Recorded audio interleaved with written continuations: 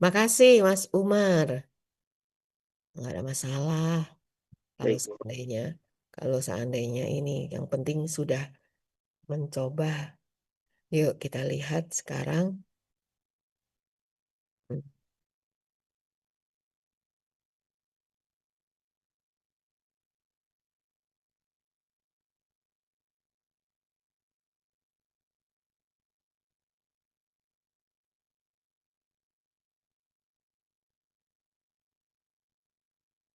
Kita sekarang masuk pada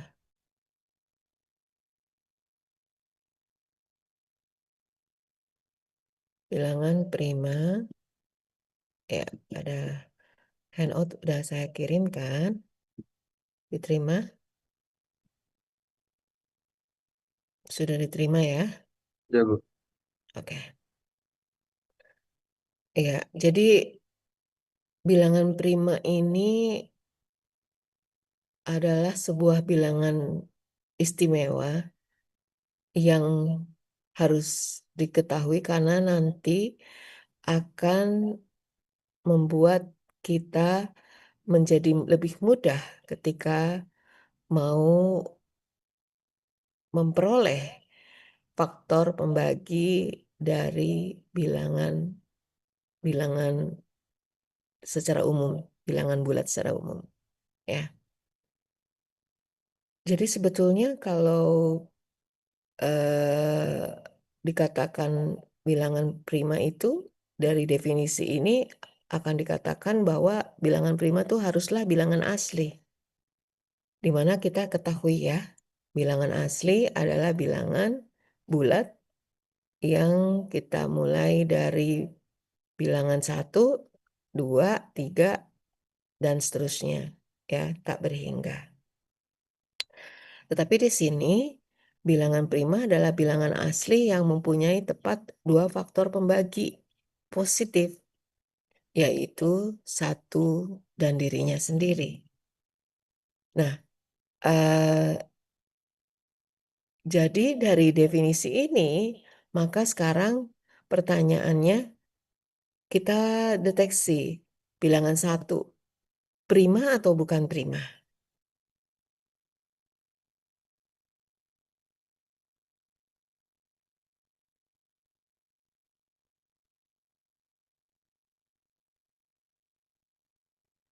Bilangan satu menjadi bilangan prima atau bukan prima? Bukan, Ibu. Kenapa bukan?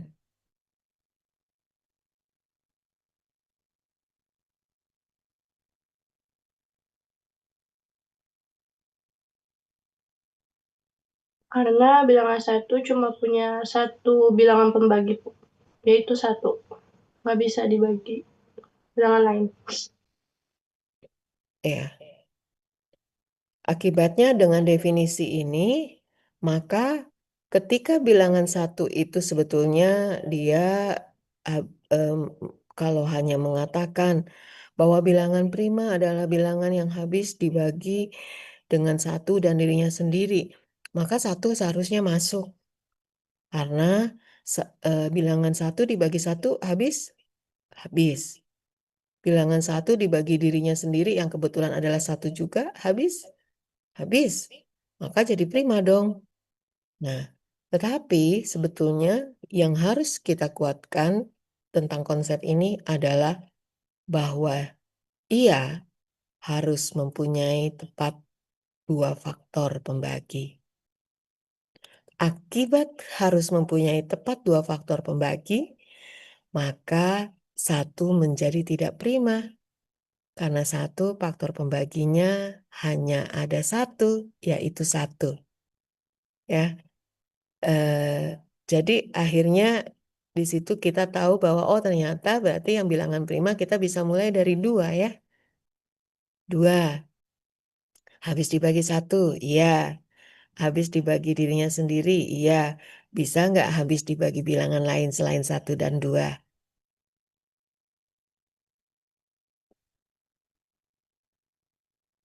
Ternyata enggak ya. Karena kalau 2 dibagi 3 sudah jadi pecahan, dibagi 4 sudah jadi separuhnya, ya. Jadi tidak bisa. Nah, dari sini kita harus menguasai pada konsep bahwa bilangan prima adalah bilangan asli yang mempunyai tepat 2 faktor pembagi positif, yaitu satu dan dirinya sendiri. Dan kenapa harus dikatakan bilangan asli? Tahu alasannya?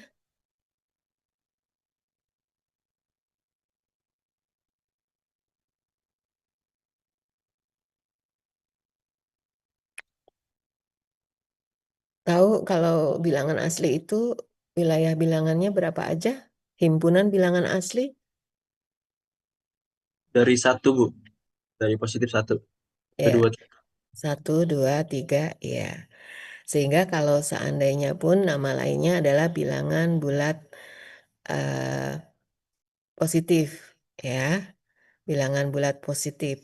Kalau bilangan bulat positif, 0 masuk apa enggak?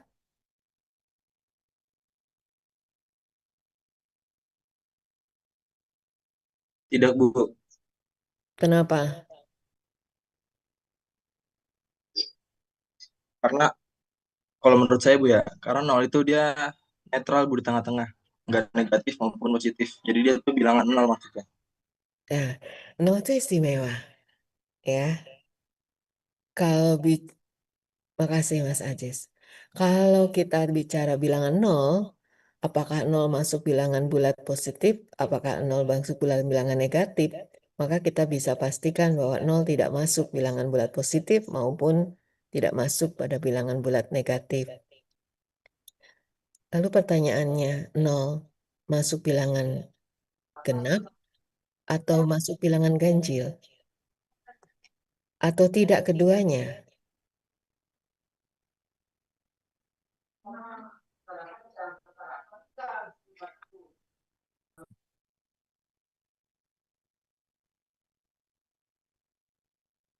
0 masuk bilangan genap atau ganjil atau tidak keduanya. Karena tadi 0 tidak masuk ke bilangan positif, tidak juga masuk ke bilangan negatif.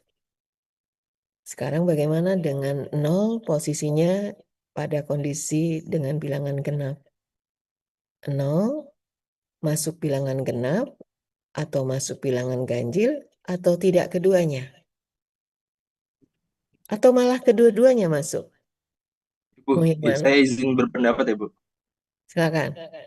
Kalau menurut saya masuk ke bilangan genap, Bu. Karena nol itu habis kalau dibagi dua. Iya, jadi kita eh, 0 itu keistimewaannya adalah bahwa ternyata 0 kalau untuk masalah dikaitkan dengan bilangan positif negatif, dia benar-benar netral, makanya ada bilangan 0 yang menjadi bilangan penetral antara positif dan negatif. Tidak masuk pada keduanya. Tetapi 0 masuk pada bilangan genap. Kenapa?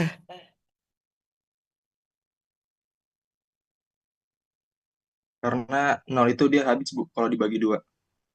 Karena semua bilangan kemarin, kecuali 0 ya, membagi 0.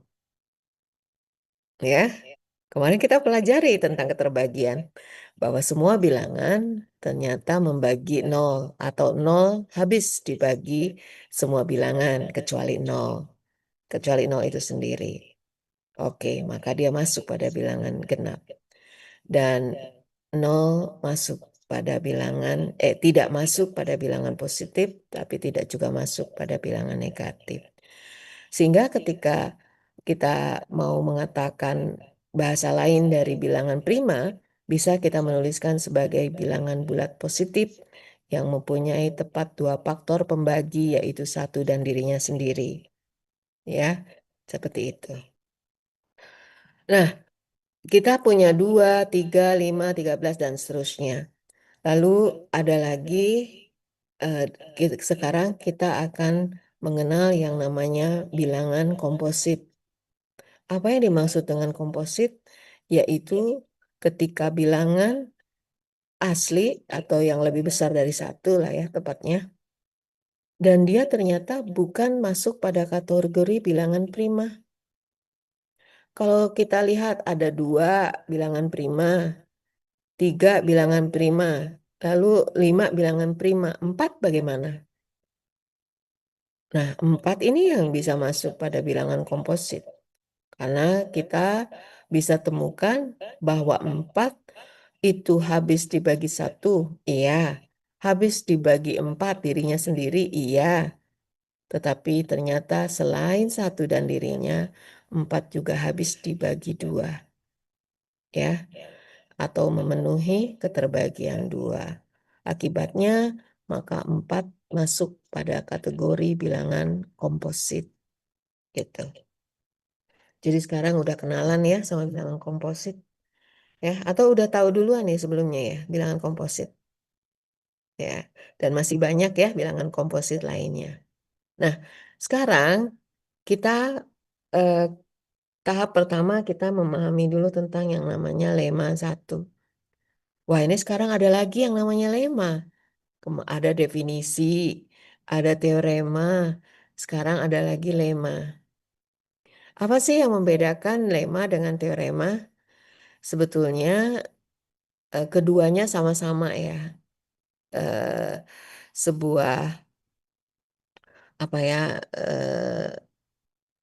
mungkin lebih eh, tepatnya sama-sama penting dalam peranan pembagian atau pembuktian ya. Tapi kalau teorema mungkin lebih tepat sebagai eh, apa namanya, pernyataan matematika yang dapat dibuktikan dengan signifikansi yang besar gitu ya, atau hasil utama ya.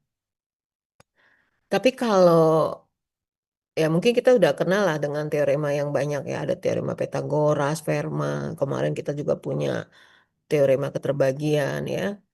Eh, Sementara kalau lemma itu sama-sama pernyataan matematika yang sama-sama juga dapat dibuktikan, tetapi ini lebih mungkin signifikansinya lebih sedikit lebih kecil dibanding teorema, dan sebetulnya ini adalah langkah antara gitu. Biasanya digunakan untuk dia memiliki peran untuk membuktikan teorema lain yang lebih besar gitu. Walaupun teorema lain pun ada juga yang bisa dipakai dalam pembuktian teorema lainnya. Tetapi lemma itu punya signifikansi yang lebih kecil. Nah, tapi kadang-kadang ketika semakin dikuatkan, lemma pun bisa berubah menjadi teorema. Jadi mungkin lebih begitu ya. Hampir serupa jadi sebetulnya teorema dengan lemma, tetapi punya peranan utamanya aja yang berbeda. Kalau teorema hasil utama yang ingin dibuktikan, sementara kalau lemma langkah antara gitu. Jadi proses untuk menuju pembuktian teorema yang besar. Nah, eh,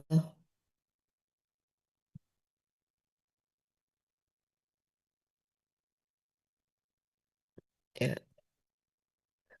lemma ini mau mengatakan tentang terkait dengan bilangan prima bahwa sebetulnya katanya setiap bilangan bulat positif lebih besar dari 1 mempunyai pembagi bilangan prima.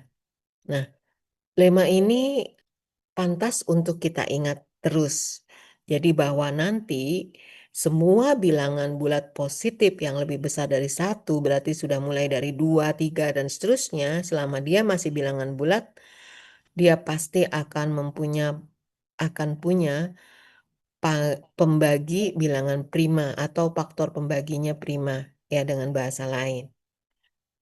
Pembuktian ini cukup menarik ya, yaitu pembuktiannya menggunakan pembuktian kontradiksi.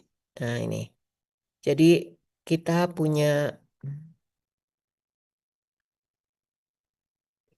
kita punya eh, eh, sebuah pembuktian dengan memulai mengasumsikan bahwa misalnya ada bilangan n nih ya, bilangan bulat yang lebih besar dari positif lebih besar dari 1 ya.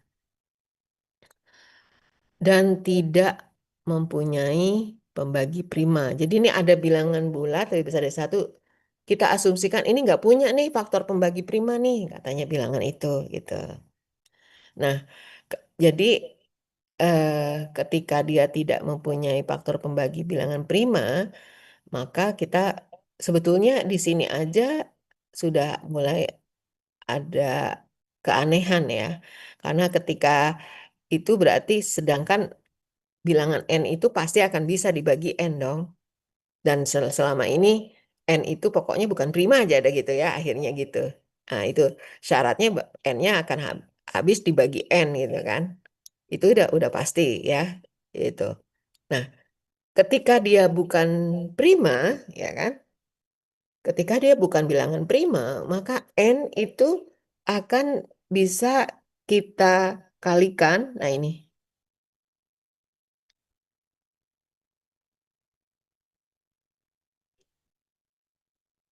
N itu akan kita bisa peroleh N sama dengan A dikali B. Ya, untuk A dan B-nya tentu tidak N. Ya, lebih kecil dari N pasti. Karena eh, ya akan dikali hasilnya N. Berarti pasti A dan B-nya akan lebih kecil dari N. Dan ketika ini mengatakan eh, dan tidak satu juga gitu ya mestinya. Nah, sementara bilangan A dan B gitu itu kan eh, akan jadi sebetulnya dia punya pembagi prima gitu. Karena misalnya kalaupun tidak membagi prima ya kita cari lagi karena pasti akan dapat membagi prima lagi gitu kan. Nah, akibatnya ketika ada bilangan dengan kondisi dia habis dibagi bilangan prima, lalu akibatnya kita kalau menggunakan teorema keterbagian ya yang kedua bahwa jika A membagi B dan B membagi C, maka A akan membagi C. Nah, jadi akhirnya pembaginya akan jadi prima juga dan ini berarti kontradiksi. Nah, jadi bisa disimpulkan bahwa sebetulnya bilangan ini akan eh, pasti akan punya faktor pembagi prima. Ya, jadi mungkin kita bisa katakan dengan bahasa yang sederhana bahwa kalau N itu bilangan prima, pasti N itu akan eh, punya pembagi bilangan itu sendiri kan. Dan itu berarti otomatis faktor pembaginya adalah dirinya sendiri yang prima, maka berarti terpenuhi bahwa dia akan prima. Tetapi ketika N bukan bilangan prima, maka kalau seandainya kita eh, cari faktornya, di mana N akan sama dengan A kali B, sementara A atau B adalah pembagi bilangan prima dari N. Nah, eh, sementara kalau kalau A dan B bukan prima, berarti kita akan bisa memecah lagi AB-nya sehingga kita dapat lagi faktor prima. Akibatnya maka tidak mungkin bahwa faktor pembaginya tidak akan menjadi prima. Nah, itulah ya jadi kita bisa menerima lema itu ya, seperti itu. Nah, sekarang eh, kita juga punya teorema yang mengatakan bahwa bilangan prima itu tak terbatas ya. Eh, di pembuktian ini kita sederhana saja mengatakan kalau seandainya terbatas berarti prima itu kita punya keterbatasan sampai ke N berarti kan. Nah, tetapi kalau seandainya kita kemudian misalkan ada sebuah bilangan bilangan seluruh bilangan prima yang terbatas tadi kita kali lalu ditambah satu ada bilangan nggak Qn gitu. Ternyata ketika ketika kita dapatkan bahwa Qn itu akan ada saja gitu. Eh, se- sela- kalau kita lihat dari lemma 1, Qn mempunyai minimal pembagi bilangan prima karena kita tadi udah kok udah memahami ya konsep lemma 1 bahwa pasti akan ada bilangan prima sebagai faktor pembaginya minimal satu. ketika si bilangan Qn ini kita eh, pastikan berdasarkan lemma 1 mempunyai faktor pembagi prima, sebut saja Q di sini ya. Misalnya kita sebut Q ya sebagai faktor pembaginya. Maka berarti kan akan ada kontradiksi ketika Q-nya tidak terdapat eh, di dalam daftar bilangan prima. Nah, akibatnya karena kan terbatas ya. Padahal ada gitu Ki. Akibatnya maka tidak harusnya Ki-nya itu akan menjadi pembagi dari selisih antara Qn dan perkalian ini. Karena kan Qn sama dengan perkalian Pn ditambah 1 ya. Jadi kalau selisihnya berarti 1. Nah, karena dia kita punya Ki yang sebagai bilangan prima, maka Ki akan membagi 1 katanya. Berarti ini tidak mungkin. Karena tidak ada bilangan prima yang membagi habis bilangan 1. Ya. Jadi kecuali hanya 1 aja ya yang bisa habis begitu. Sementara yang bilangan lain harusnya nggak ada. Sehingga tidak mungkin eh, bahwa bilangan prima itu terbatas. Pasti akan ada lagi, akan ada lagi, akan ada lagi. Kalau kita pikir selesai di sini, ternyata akan ada lagi. Selesai di sini pasti akan ada lagi. Betulnya logika ini samalah ketika kita menangkap bahwa bilangan bulat tidak terbatas. Oke, kalau gitu jangan-jangan 1 triliun barangkali ya bilangan bulat. Tapi ternyata kita bisa aja temukan 1 triliun 1. Nah, gitu aja udah bisa. Wah, berarti memang nggak akan terbatas. Nah, seperti itulah sebetulnya sederhananya. Ya, itu menjadi sebuah teorema bahwa dua ini akan menjadi sebuah pegangan kita. Bahwa bilangan prima sangat banyak. Ya, sementara lemma itu memastikan bahwa setiap bilangan bulat positif pasti akan punya pembagi atau faktor pembagi bilangan prima. Nah, sekarang kita coba selesaikan kasus menyelesaikan atau menentukan bilangan prima tadi ya. Yang tadi kita punya papan bilangan. Karena ternyata kalau kita tidak punya kemantapan tentang bagaimana teknik menentukan bilangan prima atau bukan, kita pasti mempunyai waktu yang cukup lama untuk mendeteksi ini akan prima atau bukan, dan bahkan ada keraguan sebetulnya ini prima atau bukan, atau masih ada bilangan lain lagi yang bisa kita bagi. Karena teknik yang tadi kita pakai untuk bilangan prima kan adalah bilangan prima ini habis nggak ya dibagi 1, habis nggak dibagi dirinya sendiri. Itu itu sudah pasti. Tapi ketika bilangan prima apakah habis dibagi bilangan selain 1 dan dirinya sendiri, itu yang menjadi tantangan. Karena wah, bilangan berapa aja nih harus kita periksa untuk menentukan itu ya. Karena nggak bisa main tebak-tebakan di sini. Kalau main tebak-tebakan bisa kelewat gitu ya. Nah, kita punya teorema ini yang bisa akan bermanfaat nantinya, yaitu tentang teorema komposit. Kok komposit bisa dipakai ya untuk bilangan prima? Karena sederhana aja. Sebuah bilangan yang bilangan bulat lebih besar dari 1, itu bisa komposit atau prima. Hanya itu pilihannya. Kalau bicara komposit dan prima, kalau komposit kan bukan prima. Kalau prima pasti bukan komposit kan gitu. Nah, jadi kalau kita tentukan ini komposit, maka berarti bilangan ini tidak prima kan gitu. Nah, tinggal begitu, tinggal dibalik logikanya. Jadi katanya teorema ini mau bilang n bilangan komposit, maka n bilangan prima, pembagi bilangan prima tidak melebihi akar n. Ya, seperti tadi bahwa kalau yang namanya komposit itu kita bisa menuliskan bilangan itu n sama dengan a dikali b. Ya, untuk a, b-nya tuh lebih kecil dari n dan lebih besar dari 1, a dan b-nya sendiri tentu bilangan bulat yang bisa saja sama sih nilainya gitu ya. Nah, karena bisa saja sama, sekarang kita ambil untuk A-nya yang sama dengan B. Artinya nanti N akan sama dengan A dikali A. Gitu ya. Akibatnya N sama dengan A kuadrat di sini.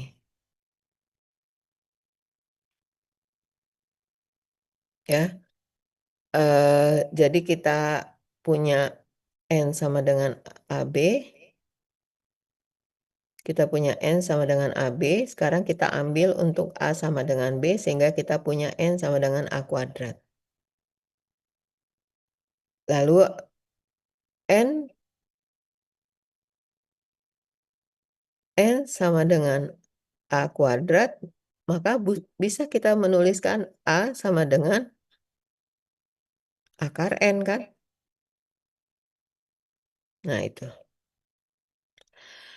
Jadi ketika kita punya A itu eh, sama dengan akar N, sebetulnya kita akan memiliki A itu mestinya bisa lebih kecil atau sama dengan akar N. Karena mempertimbangkan bahwa A lebih kecil dari N atau nilainya lebih kecil. Jadi bisa lebih kecil lagi gitu ya. Jadi kita bisa peroleh lebih kecil lagi dari itu. Nah, ketika sebaliknya akar N itu lebih kecil dari A, lebih kecil sama dengan B, maka kita bisa mendapatkan bahwa akar N dikali akar N akan lebih kecil dari AB. Ya, karena dia lebih kecil, dia bisa lebih kecil lagi, sehingga akhirnya kita bisa menuliskan dari lemma 1 tadi yang kita peroleh bahwa minimal pembaginya prima, maka teorema 1.2 menyatakan bahwa A membagi N, sehingga nilai faktor dari prima harus lebih kecil sama dengan akar N. Nah, eh, kita akan pakai ya teorema ini ya pembuktiannya. Kalau memang ini kadang-kadang eh, untuk memahami bahwa pembuktian itu ada yang bisa jadi Anda harus bisa baca ulang lagi. Tapi itu poinnya sebetulnya bisa dengan mudah dicerna lagi. Sekarang ini, teorema 2 tadi kita akan bisa gunakan untuk menemukan seluruh bilangan prima yang kurang atau sama dengan bilangan positif N yang ditentukan, yang dinamakan prosedur the sieve of Eratosthenes. Ya, jadi seluruh bilangan prima yang kurang dari 100. Ketika kita punya bilangan prima kurang dari 100, maka petunjuk 100 ini akan kita gunakan sebagai N-nya. Ya. Dan ketika teorema ini tidak melebihi akar N, maka berarti kita akan mencari akar dari 100. Karena N-nya 100 kan? Ya. Oke, akar dari 100 itu adalah 10. 10. Nah, 10. Berarti karena dia punya konsekuensi tidak melebihi akar N, tetapi dia bisa memenuhi lebih kecil sama dengan akar N, maka kita akan mengumpulkan semua bilangan prima yang lebih kecil atau sama dengan 10. Ya, akhirnya kita temukan ada 2, 3, 5, 7. Faktor ini, bilangan prima ini untuk apa? Untuk menjadi kontrol bahwa kita cukup mikirin 4 bilangan ini aja untuk memastikan bahwa bilangan itu akan menjadi prima atau bukan prima. Atau bahasa gampangnya gini, menjadi prima atau komposit. Nah, gitu. Sekarang saya bawa ke PowerPoint tadi ya. Ya,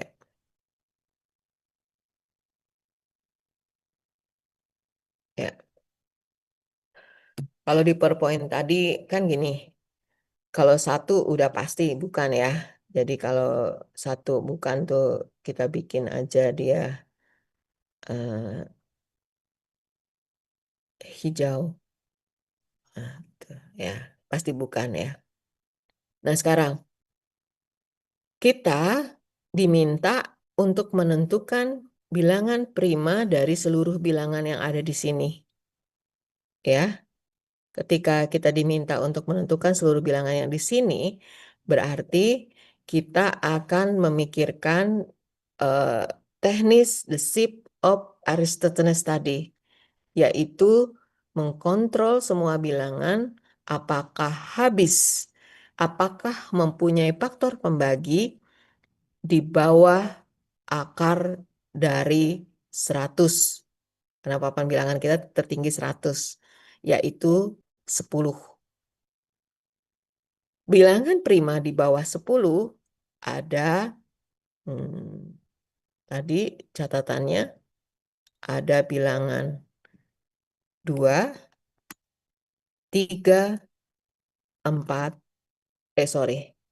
5, dan 7. Nah, berarti sekarang ini kontrol kita nih. Ya, yang kita lakukan adalah kita akan melakukan pemeriksaan berdasarkan kontrol ini. Jadi kita nggak usah lagi mikirin apakah kita juga harus mikirin apakah dia habis dibagi 6, apakah habis dibagi 8. Enggak, karena kita cukup mikirin ini aja. Ya. Nah, sekarang berarti apa yang kita lakukan? Kita mulai dengan keterbagian 2. Apa yang kemarin kita pelajari dari keterbagian 2? Semua digit terakhir yang genap, maka akan memenuhi keterbagian 2. Oke, kalau semua yang genap memenuhi keterbagian 2, maka semua yang genap berarti pasti bukan komposit, kecuali 2-nya tentunya. Jadi kalau 2-nya ini akan jadi eh, apa namanya, komposit prima, tetapi yang lain ini akan menjadi komposit karena digit terakhirnya genap, maka dia akan menjadi memenuhi keterbagian 2, maka ini akan menjadi komposit. Gitu. Mudah? Beres? Selesai. Ya. Selesai 2. Sekarang kita masuk pada keterbagian mana yang paling mudah, kayaknya keterbagian 5 ya. Kayaknya kan kalau keterbagian 5 kita tinggal mendeteksi bilangan di belakang digit terakhir 5, kecuali 5-nya, karena 5-nya itu sendiri adalah bilangan prima. Ya, kalau yang ini pondasi lah ya, yang bawah ini, yang milik satuan. Maka ini akan menjadi bukan prima atau komposit. Ya. Nah, yang 10, puluhan sudah, karena tadi udah masuk pada kategori keterbagian 2 juga terpenuhi. Maka beres kontrol untuk pembagian dengan bilangan keterbagian 5. Sekarang keterbagian 3. Apa yang kita bisa lakukan? Pakai konsep keterbagian kemarin juga. Ya, jadi sebetulnya keterbagian 3 kan mudah. Ketika dia habis dibagi 3, maka menjadi bukan jadi komposit. 9 komposit. Berarti sekarang 11, 1, 3 bukan kan? Yang sisanya yang hitam-hitam yang belum ya.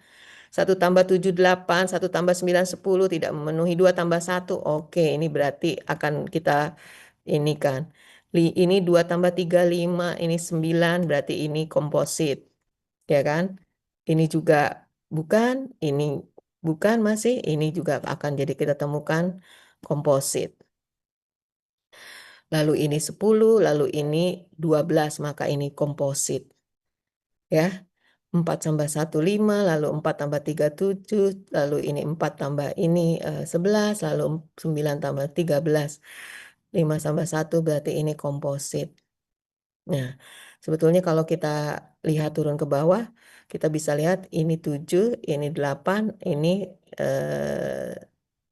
9. Maka ini komposit.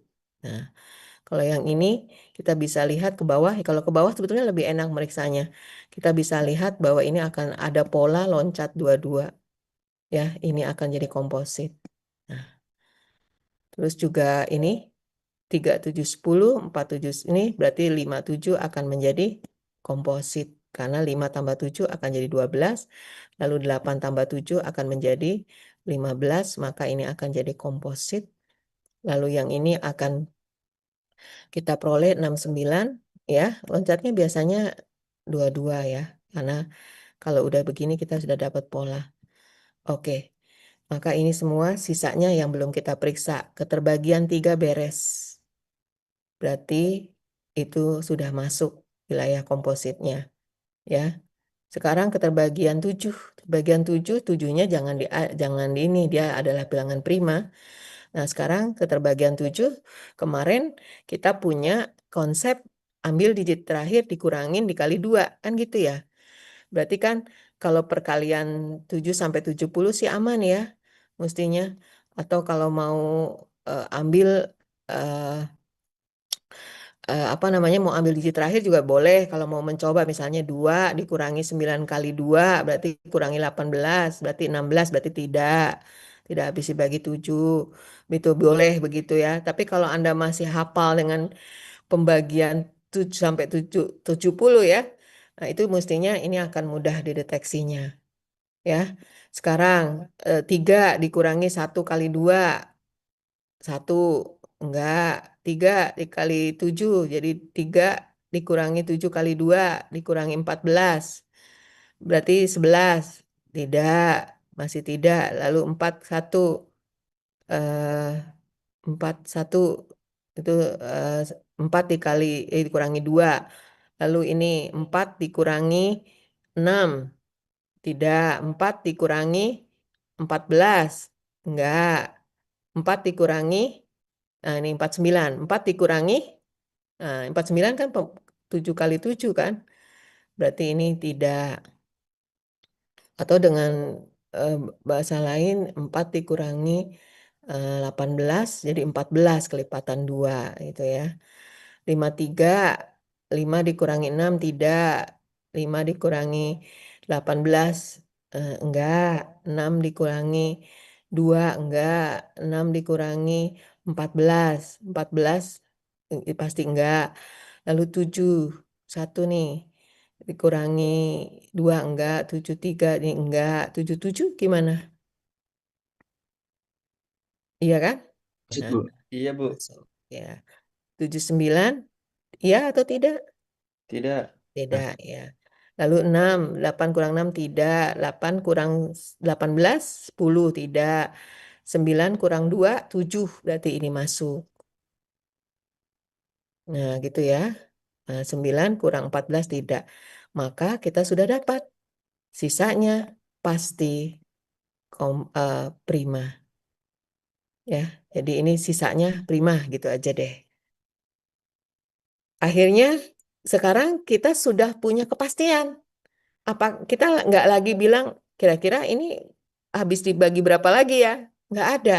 Karena aturan teorema tadi memastikan bahwa kita punya kontrol itu lebih kecil dari akar N yang terbesarnya. Gitu ya.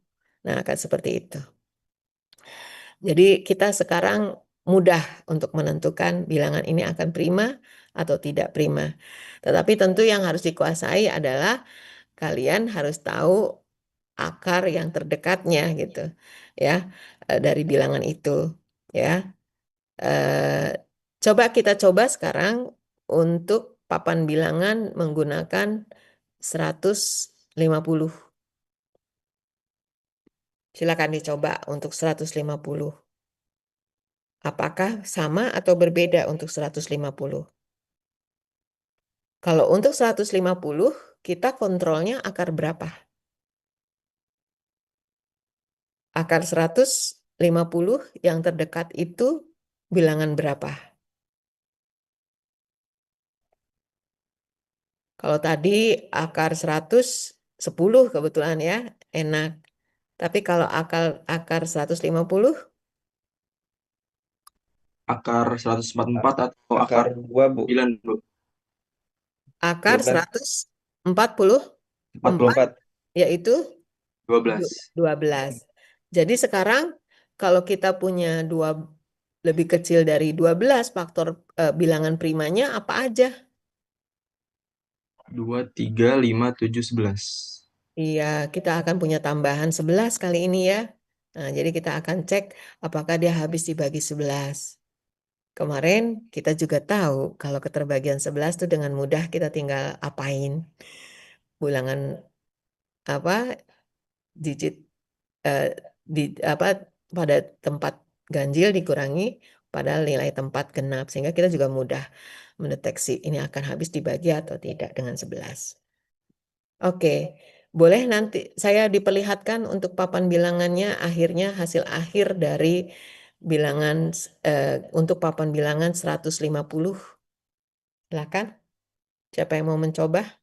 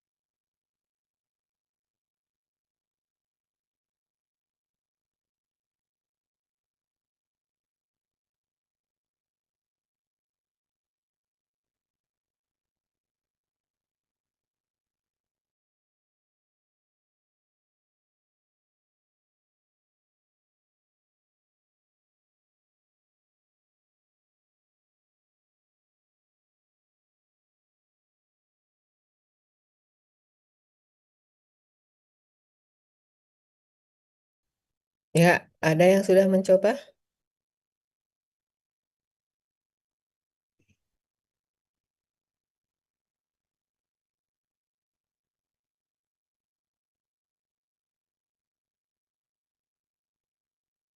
Sampai 100 sudah ada kan? Berarti tinggal sampai sisanya satu satu sampai ke 150.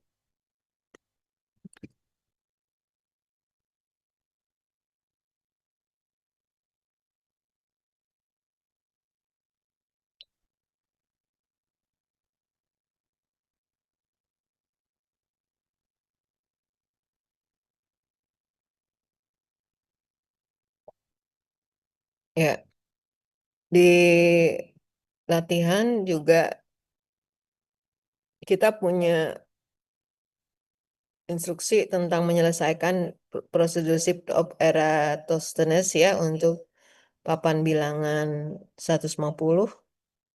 Berarti kita sudah mencoba dengan latihan ini. Juga kita akan menentukan di luar itu adalah menentukan bilangan prima dari contoh nomor 1. Ada 6 bilangan prima. Ada 6 bilangan. Kita akan coba menunjukkan dia akan jadi prima atau tidak prima. Bagaimana cara kita membuktikan bilangan ini prima atau tidak prima? Sebetulnya konsepnya akan sama dengan cara kerja tadi, tapi dia hanya khusus untuk bilangan ini aja gitu. Tidak untuk seluruh bilangan. Kalau papan bilangan kan untuk seluruh bilangan.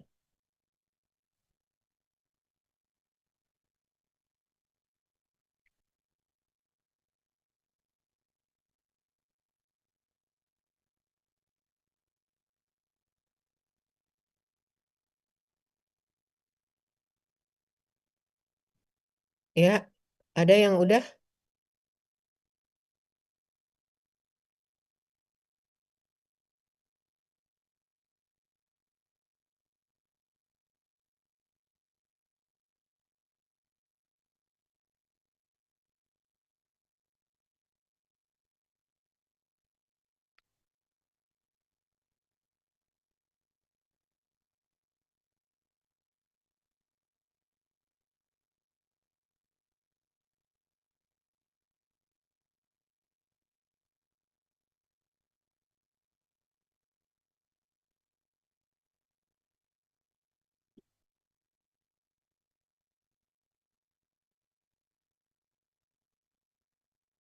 Siapa yang mau mencoba?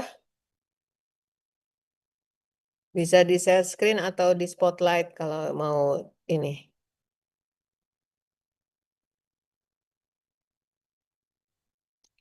Mungkin penjelasannya bisa yang di atas 100 lah penjelasannya.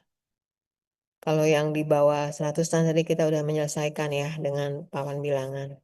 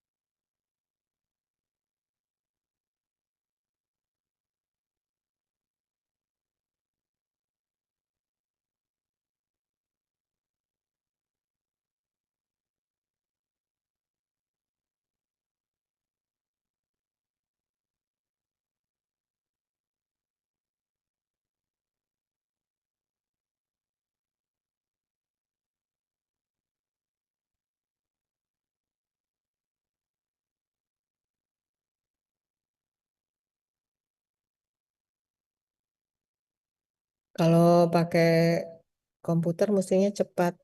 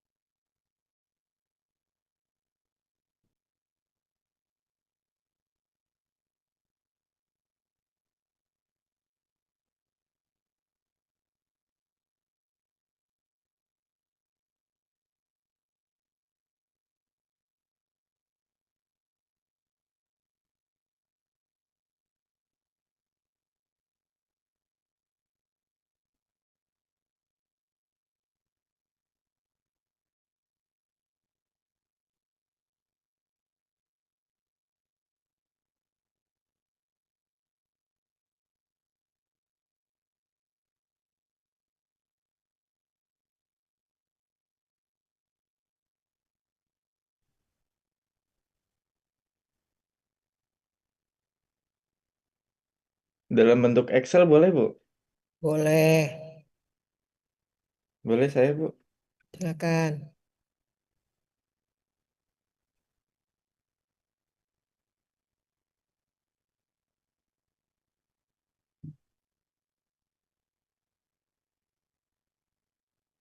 Jadi kan kita tadi kan sampai 150 ya, Bu. 100 Yang ya, 50. iya. Tapi hanya dari 101 sampai 150. Nah, yang angka yang kita pakai kan sampai di bawah 12 ya, Bu. Sedangkan angka di bawah bilangan 12 itu ada 2, 3, 5, 7, 11. Pertama dari angka duanya ini kita kan syarat keterbagiannya itu yang belakangnya genap. Nah, yang genap dimerahin semua. 6, 12, 4. Ini semuanya di dimerahkan, dihilangkan. Lalu syarat dari bilangan ketiga ini yaitu jumlah bilangannya bisa dibagi oleh 3. Contohnya ini 117, 1 tambah 1 tambah 7, 9. Ini dan seterusnya. Yang jumlahnya itu bisa dibagi 3. Lalu bilangan 5 yang syaratnya belakangnya 0 atau 5. Ini 5, 5 yang 0, 5, 0, 5, 0, 5. Kita hilangkan semuanya. Lalu 7, 7 yang angka belakangnya itu dikurang angka depannya. Angka belakang dikali 2 dikurang angka depannya. Nah, udah kita mendapatkan semuanya. Lalu 11, 11 syaratnya bilangan genapnya dikurang bilangan ganjilnya yang habis gitu. Contohnya ini 121. Nah, ini juga nggak termasuk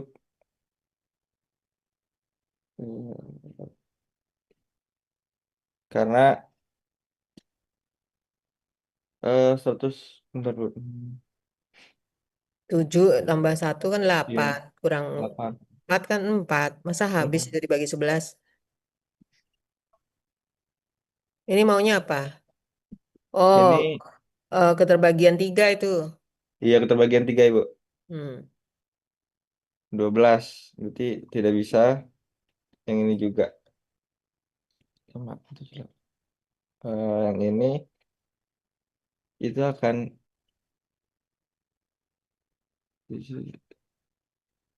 8. Keterbagian 3 enggak memenuhi. iya. Kalau kebagian 7 kali kurang 6, 14 kurang 6, enggak memenuhi.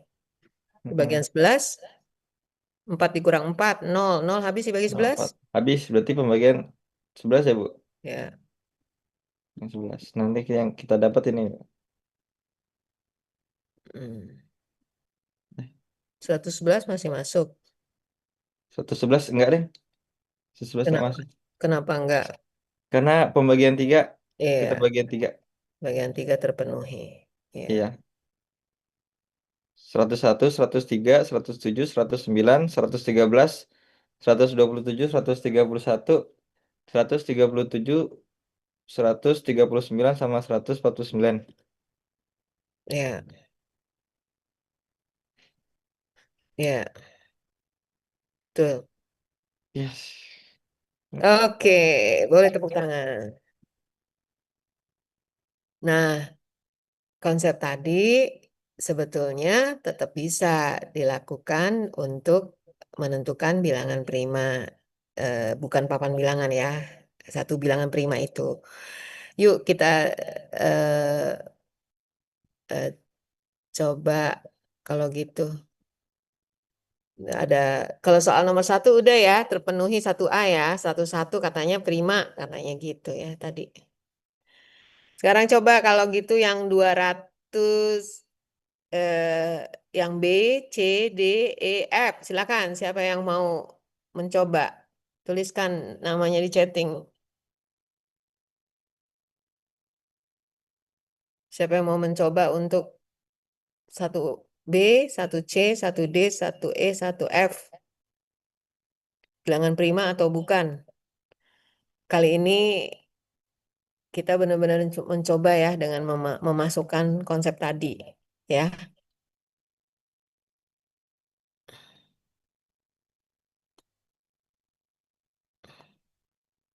Saya mau mencoba pilih aja di antara itu, di antara satu B, satu C, satu D, satu E, satu F. Oke, Ajis, ada D. Yang lain boleh mencoba. Sekarang silakan Mas Ajis dijelaskan. D, bagaimana cara menentukannya? Itu yang D itu bukan bilangan prima, Ibu. Gimana cara menentukannya? Karena dia keterbagian 3, yaitu jumlah dikit angkanya itu bisa habis dibagi 3. Kayak Iya, 4 tambah 1 5 tambah 1 6. 6 habis dibagi 3. ya seperti itu cara mudahnya. Berarti sudah jelas, oh ini komposit gitu, Ya, Ibu. bukan prima. Boleh yang lain? Cepat ini mestinya. Ayo, lalu kemudian ada Reva, B. Iya, yang B, Ibu. 213 itu bukan termasuk bilangan prima. Pakai keterbagian 3. 2 tambah 1 tambah 3 kan 6. 6 bagi 3 habis. Ya, oke. Bagaimana sekarang C, Halimatus? Iya Ibu, jadi buat yang C itu kan 307. Nah, ketika kita akarkan, yang paling mendekati itu 17 ya Bu. Karena Hmm, 17 itu pangkat 2, 289.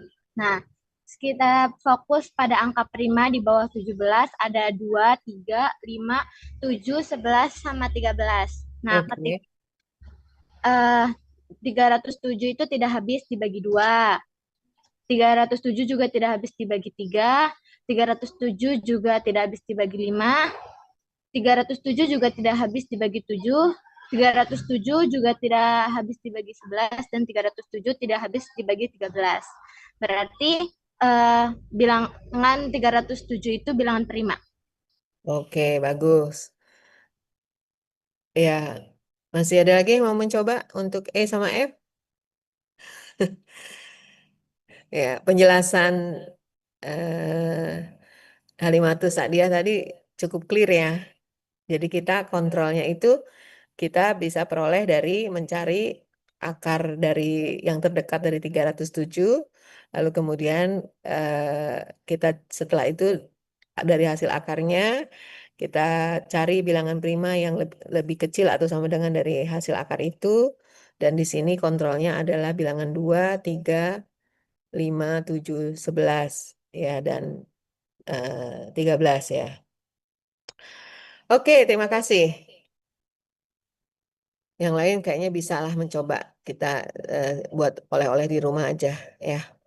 Oke, sekarang kita lanjutkan. Berarti sekarang ke depan kita sudah mudah-mudah ya menentukan bilangan prima atau bukan prima ya. Dan tidak ada keraguan terhadap ini pasti prima atau komposit. Nah, bukan primanya itu kita bisa bilang komposit sekarang ya. Nah, sekarang kita akan masuk pada bilangan prima dalam konsep keterbagian. Nah, dalam konsep keterbagian ada lema yang terkait ya dengan bilangan prima. Misalnya contoh,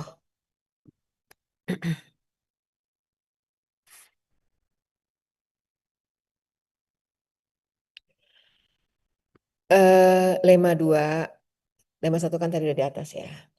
Jika A, B, Z plus dan P adalah bilangan prima, maka kemudian P membagi AB, jadi sekarang kita punya P nih, P-nya bilangan prima. AB-nya itu bilangan bulat positif, Z plus tuh, jadi Z-nya adalah bilangan bulat, lalu Z plus jadi bilangan bulat positif ya. Nah, eh, P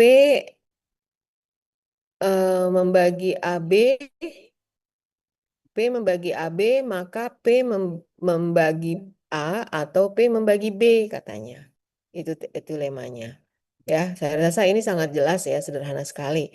Kalau kalau A dikali B itu habis dibagi P, maka mestinya di antara salah satu itu habis dibagi P kan gitu ya, antara A atau B-nya.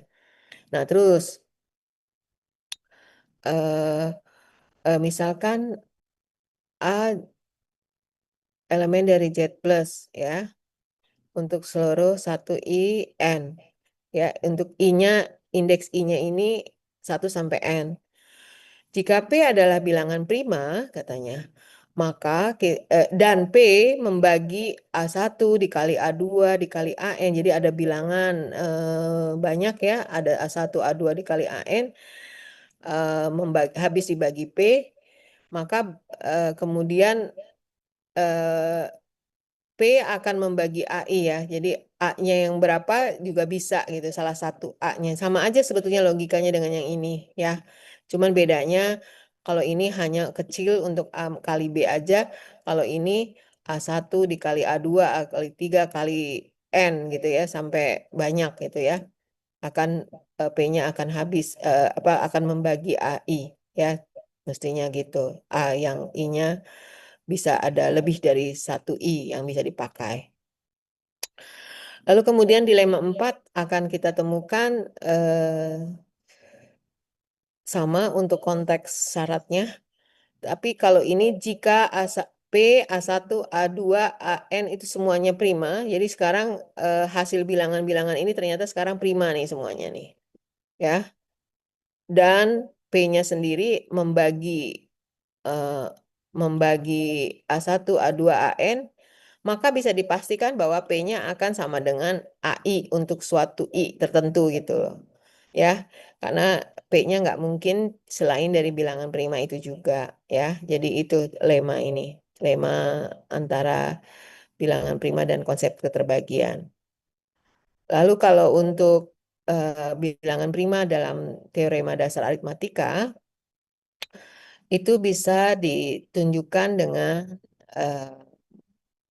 mengembangkan lema tentang bilangan komposit yang menunjukkan bahwa untuk sembarang N yang anggota dari Z plus atau bilangan positif, bilangan bulat positif, ya, tentu N-nya adalah lebih besar dari 1 dan N-nya adalah prima atau N merupakan hasil kali bilangan prima, ya, maka kita bisa merepresentasikan Unix sesuai urutan.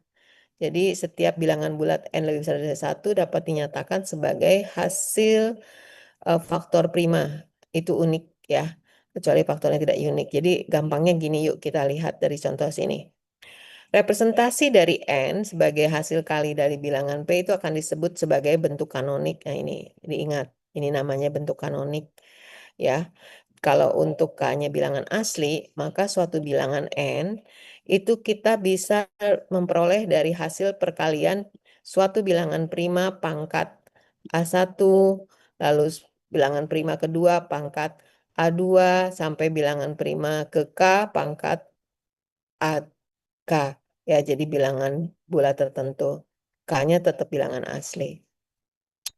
Nah, kadang-kadang bahkan eksponen 0 pun diperkenalkan ya untuk memudahkan perhitungan. Jadi contoh nih, 1260.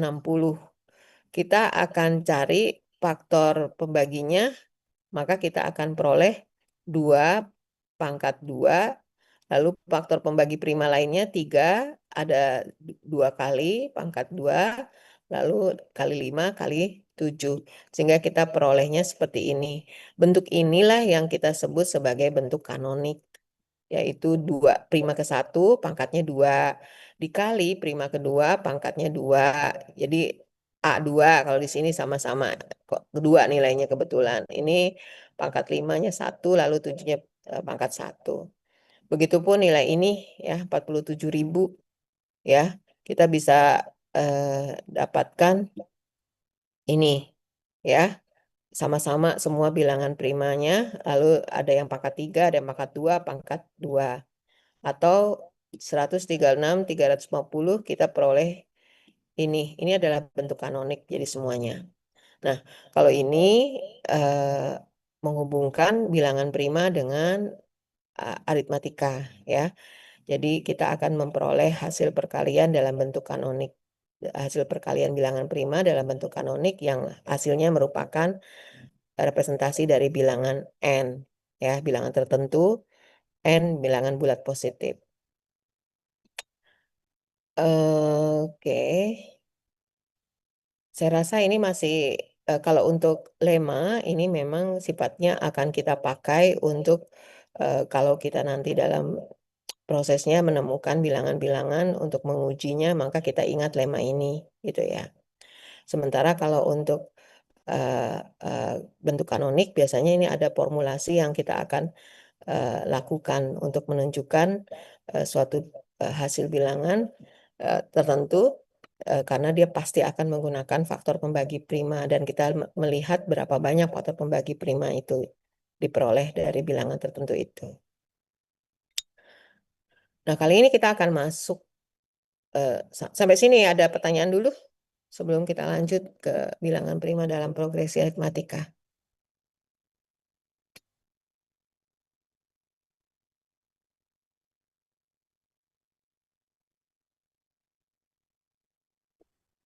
Mungkin boleh dilanjut, Bu.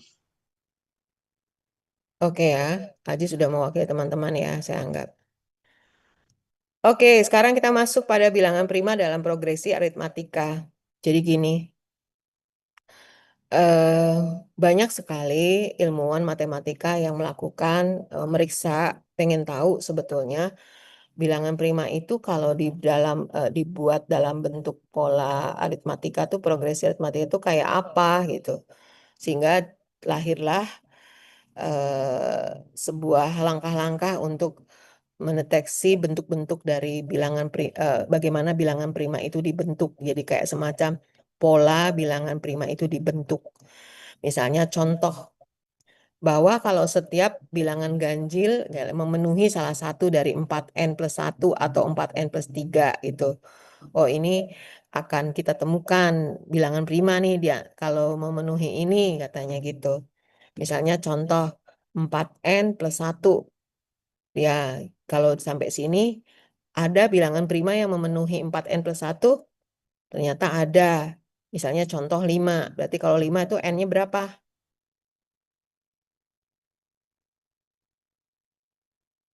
Kalau 4n+1, kita peroleh hasilnya 5. Ini kan bilangan prima nih 5. Ini berarti n-nya berapa? 1, Bu. 1. Sekarang kalau 13? 3, Bu. 3. Terus ada lagi 17. Berarti n-nya 4, ya kan? Nah, tapi ternyata kan kita nggak bisa juga pola ini akan masuk kepada semua n. Misalnya contoh kalau 4 kali 2 ditambah 1 kan 9 tidak masuk prima. Jadi sebetulnya ini eh, men- eh, apa namanya, makanya iseng-isengnya si ilmuwan tadi itu hanya ingin menunjukkan bahwa ada bilangan prima yang memenuhi 4n+1. Ya, jadi makanya ini tidak jadi teorema maupun lema. Karena dia hanya bisa menemukan bahwa ada bilangan prima yang memenuhi itu gitu. Lalu ada lagi bilangan prima yang memenuhi 4n+3. Ternyata misalnya kalau n-nya 0 ya berarti 3 memenuhi. Kalau n-nya 1, 7 memenuhi ya. Nah, kalau n-nya 2, 11 memenuhi dan seterusnya ya. Berarti kalau ini 0, 1, 2, 3, 3, 3, tidak, 3 enggak ya. Karena 3, 12 tambah 3, 15 jadi enggak. Kalau 4 ternyata bisa nih jadi 19. Nah, kayak gitu ya. Berarti tidak semua memenuhi itu. Nah, sekarang kita akan melihat bahwa bilangan prima itu tak terbatas dari pola-pola yang ada dan akhirnya kita bisa melihat progresi aritmatika itu ada yang 3n+1, ada yang 7n+4, ada yang 8n+7, dan banyak lagi lainnya. Ya, coba kalau 3n+1 kira-kira ada bilangan prima yang memenuhi ini?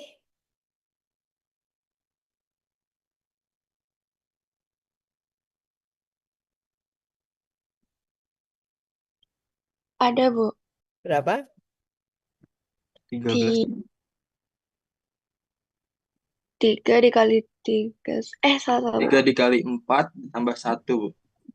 3 kali 4 tambah 1. Kalau 3 dikali, ya bagus. 3 kali 2 tambah 1?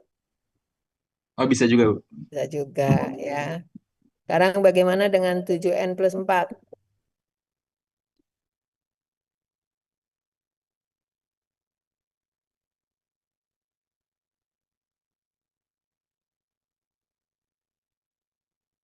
N berapa? N-nya 1, Bu.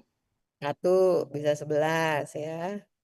Kalau 2 nggak bisa. Kalau 3 nggak bisa.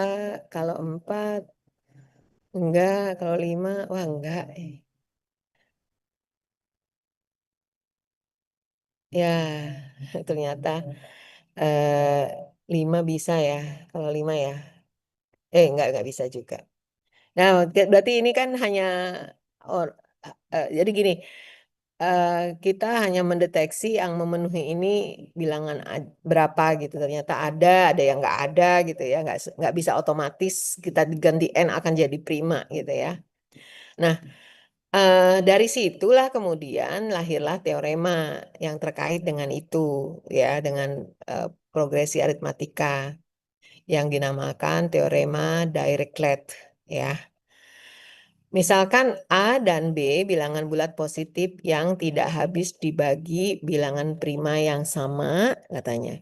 Jadi dia bilangan bulat A dan B ini tidak boleh habis dibagi bilangan prima yang sama.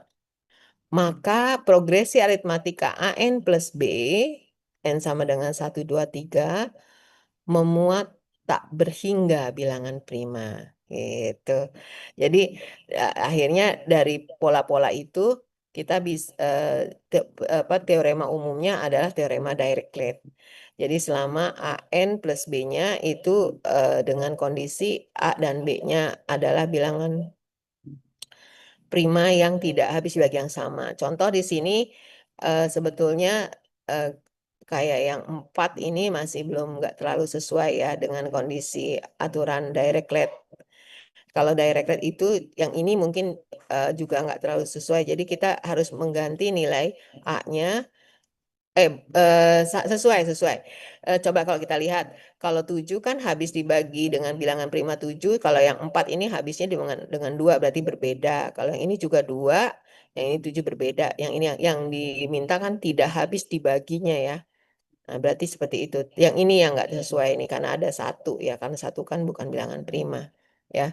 Tetapi secara umum akhirnya kalau dibikin dengan teorema Dirichlet, maka dia sebetulnya akan bisa temukan bilangan prima dengan model pola progresif aritmatika. Coba ada yang mau memberi contoh tentang AN plus B-nya mau seperti apa? Yang jangan yang sama dengan 7N plus 4, 8N plus 7 selama bilangan prima, bilangan bulat itu habis dibagi dengan bilangan prima yang tidak sama. Misalnya berapa coba? A-nya mau berapa? 5N plus 3, boleh? 5 dengan 3 kan tidak habis dibagi bilangan prima yang sama ya. Nah, 5N Iya. plus 3. Kira-kira kalau 5N plus 3 kita dapat berapa yang bilangan prima? 13. 5 dikali 10, dikali 2 tambah 3. Iya. Atau 5 dikali 0 juga dapat 3. Atau 5 kali berapa lagi? 23 Dikali 4. kali 4 ya. Jadi 23. Ya. Jadi seperti itu ya. Nah, itu. Jadi kita akan bisa dapatkan hasil bilangan prima yang diperoleh dari pola progresi aritmatika. Walaupun tentu tidak untuk semua N. Ya. Tetapi akan banyak N yang bisa memenuhi itu. Gitu. Karena kayak 5 dikali, kalau di kasus ini 5 dikali 3 ditambah 3 kan 15 tambah 3 18 kan itu nggak masuk prima ya. Jadi yang 3-nya nggak memenuhi, tapi 4-nya memenuhi karena jadi 23. 2-nya memenuhi karena jadi 13 ya. Oke. Lalu ada lagi orang yang mencoba membuat formulasi prima itu dengan istilah prima Mersenne. Jadi kalau prima Mersenne itu diperoleh dengan bentuk 2 pangkat P min 1. 2 pangkat P min 1. Jadi eh, ini bahkan sampai sudah diuji dengan menggunakan komputerisasi, ya. Sayangnya komputerisasi itu sampai sekarang lagi berhenti, atau saya nggak tahu masih berproses atau berhenti untuk mengujinya. Tetapi dari prima prima Mersenne itu bahwa 2 pangkat P min 1 itu adalah katanya bilangan prima. Contoh misalnya P-nya sendiri harus bilangan prima ya, nggak boleh enggak. Misalnya contoh P-nya 2. Kan prima tuh, 2 pangkat 2, 4 kan, dikurang 1, 3. Dapatnya prima lagi, gitu ya. Nah, coba sekarang, kalau 2 pangkat 3, dapatnya berapa? 8, 8, dikurang 1, 7. 7. Itu. Nah, ternyata dengan sistem komputerisasi, bisa diperoleh bahwa bilangan prima yang terbesar itu adalah 2 pangkat 24.036.583 dikurangi 1. Percaya nggak? Percaya aja, karena kalau nggak percaya kamu harus buktikan bahwa ini salah gitu. Coba pakai, kalau nggak pakai komputer ini susah ya. Setidaknya kita tahu bahwa 24 juta 36.583 itu bilangan prima. Nah, setidaknya kita tahu itu dari sini, dari info ini ya. Tapi sekarang 2 pangkat ini yang masih belum tahu nih. Terus dikurangi 1 nih. Udah percaya aja lah ya. Kadang-kadang yang kayak gini baru kita bisa bilang, sudahlah percaya, ini jadi takdir lah gitu. Udah. Karena kita nggak bisa buktiin ya pakai komputernya, kita terbatas juga.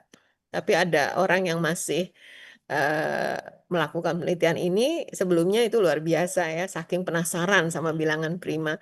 Dan dia sebetulnya lebih pingin membuat prima Mersenne ini menjadi teorema sebenarnya. Tetapi karena dia belum bisa memastikan, akhirnya dia belum jadi teorema, tapi ini menjadi temuan yang populer ya, makanya tidak dibunyikan sebagai teorema, tetapi ini menjadi sangat populer ya, bahwa teori prima Mersenne itu bentuk polanya 2 pangkat P min 1, P-nya sendiri bilangan prima. Nah sekarang kita akan coba memanfaatkan tentang kondisi keterbagian dan dengan komposit ya kali ini. Teoremanya ini mengatakan untuk sembarang bilangan bulat positif n terdapat paling sedikit n bilangan komposit berurutan. Jadi di sini langsung aja si ilmuwan itu membuktikan dengan model polanya. Jadi di sini ada pola bahwa n plus 1 faktorial plus 2, lalu ada n plus 1 faktorial plus 3, sampai ini pola ini sebetulnya masih berkelanjutan untuk n plus 1 faktorial plus 3, plus n plus 1. Nih ya. Nah sekarang kalau kita lihat bagaimana cara membuktikannya, yaitu kita akan memperhatikan juga dengan konsep keterbagian, ya, dan kita akan memberlakukan bahwa J akan membagi N plus 1 faktorial plus J. Ya, karena di sini kalau dia plus 2 katanya, berarti dia harus habis dibagi 2 juga. Kalau dia plus 3, maka dia harus habis dibagi 3 juga. Nah, itu dan seterusnya di dalam pembuktian ini. Nah, sekarang berarti kalau pembuktian ini kita coba aja ya, kita coba menerapkan sebuah bilangan yang sesuai dengan apa yang menjadi teorema itu. Contoh di sini, N-nya diambil adalah bilangan positif N-nya adalah diambil 7. maka katanya akan terdapat paling sedikit N bilangan komposit berurutan. Komposit itu tandanya bukan prima ya. Nah, kalau bukan prima, maka dia harus habis dibagi selain dirinya sendiri, ada lagi bilangan lain ya yang bisa habis membagi bilangan itu. Nah, kalau ada N-nya 7, maka bilangan terurutan itu maka akan kita temukan 7 bilangan bulat berurutan yang komposit. Nih, yang komposit ya. Jadi akan ditemukan. Nah, dimulainya dari berapa? Seperti yang disampaikan oleh teorema ini, kita mulai dari N plus 1 plus 2. Maka berarti karena N-nya 7, maka kita akan mulai dari 7 plus 1 faktorial plus 2 atau 8 faktorial plus 2. Nah, dan kita peroleh 40.322 untuk 8 faktorial plus 2. Sehingga hasilnya, karena ini akan plus 3 sampai plus N plus 1, maka kita akan dapat bilangan komposit itu ini 1, 2, 3, 4, 5, 6, 7.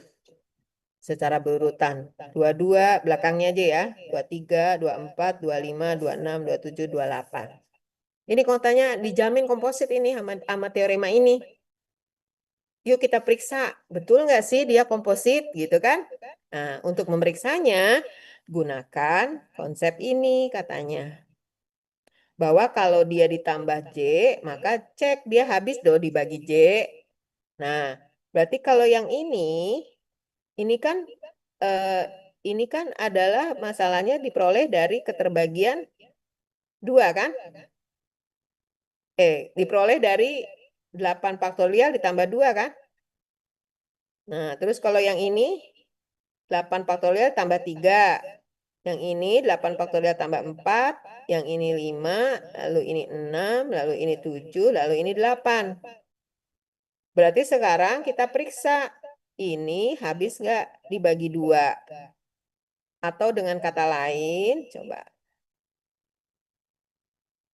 4.322 habis nggak dibagi 2. Kan gitu dengan kata lain. Ya, bentar deh saya turunin.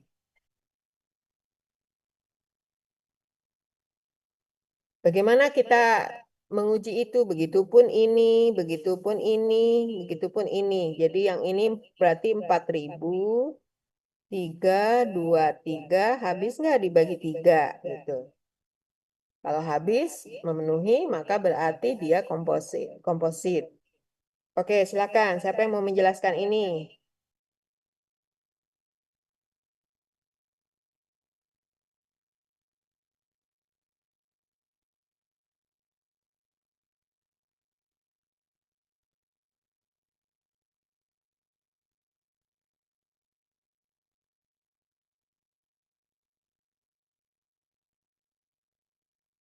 Yuk, siapa yang mau mencoba menjelaskan itu?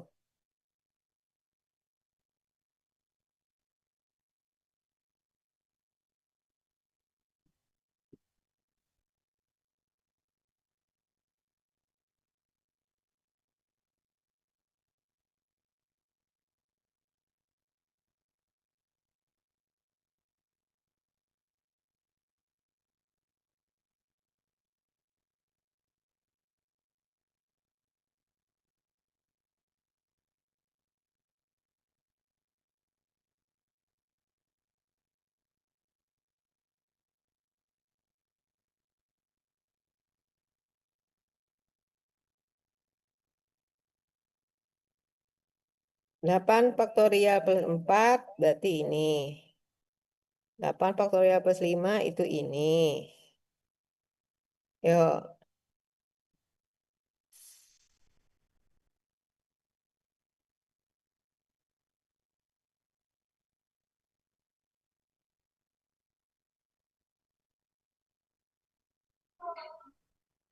Ini disuruh ngebuktiin bener apa enggak, Bu ya? Mm-mm. Untuk Kalau yang untuk membuktikan bahwa dia komposit, maka berarti bilangan itu harus habis dibagi bilangan lain selain satu dan dirinya sendiri, kan gitu? itu yang keterbagian 2, yang 40.322 itu bisa dibagi 2, Bu. Ya, kan kita punya ciri yang tadi ya, yang ciri yang sangat kita kenali. Oke.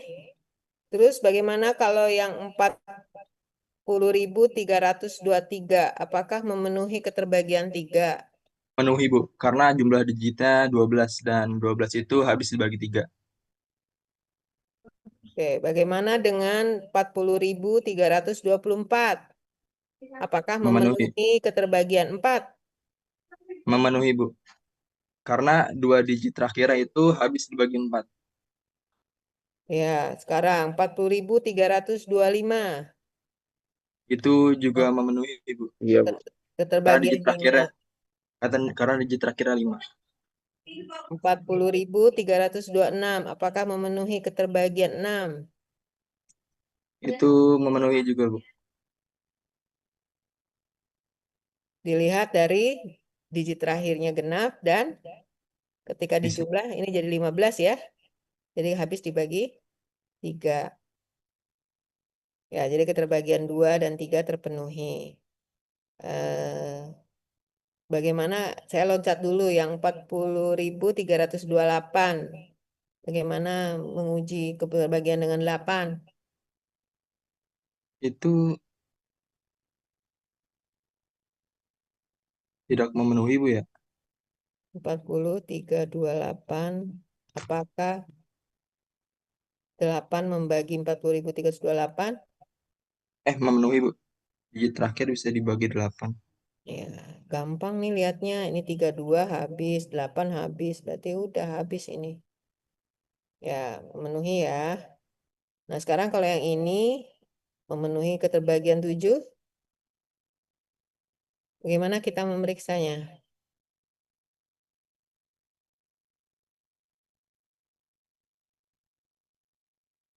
Berarti kan 7 apakah membagi 40.327?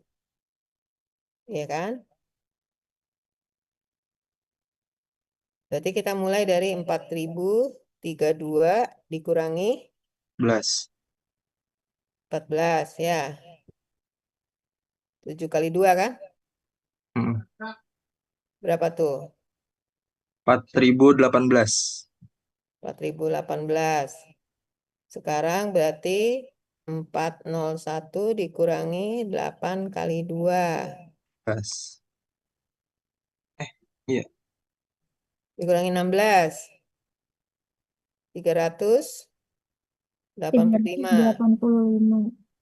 Oke, sekarang 38 dikurangi 5 10. kali 2. Jadi 20. 8. Habis dibagi 7? Habis, Bu. Habis. Bu. Maka terpenuhi. Akibatnya maka berarti sekarang semua sudah terpenuhi ini. Akibatnya karena semua terpenuhi bahwa bilangan itu habis selain satu dan dirinya, maka ini pasti betul adalah 7 bilangan bulat komposit. Ya. Jadi teorema ini menunjukkan tentang jaminan bahwa akan ada bilangan komposit berurutan dengan paling sedikit n ya, berarti sebetulnya bisa jadi nih tidak berhenti sampai cuman 7. Kalau 8 misalnya berarti 4.329. Katanya ini juga bisa jadi ini komposit juga, bener nggak? Komposit nggak nih kira-kira?